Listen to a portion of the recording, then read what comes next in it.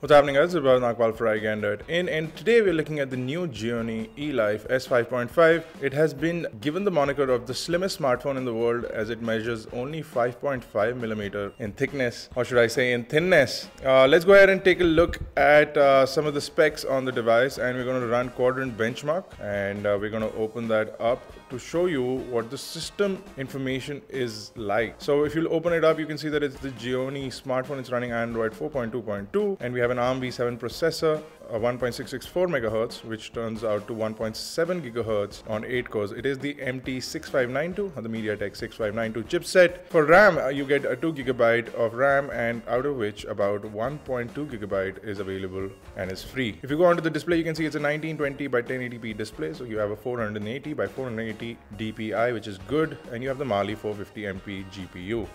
If you go into sensors, you can see you have an accelerometer, a proximity sensor, a light sensor, gyroscope sensor, orientation sensor, magnetic field sensor, a rotation vector sensor, gravity sensor, and a linear acceleration sensor. Let's go ahead and run a full benchmark on a quadrant and see what the score is like. After running a full benchmark, we get a score of 14,920, roughly 15,000 on the quadrant benchmark, which is pretty impressive for the device. Let's go ahead and run Nina Mark II on this device and see what the FPS turns out to be. After running Nina Mark II, we get a total score of 57.3 FPS, which is pretty impressive, but we've seen better on devices with the same sort of value. You get upwards of 60, but 57.3 is not bad at all. We're going to run Antutu benchmark on this device and see what the final score on Antutu is.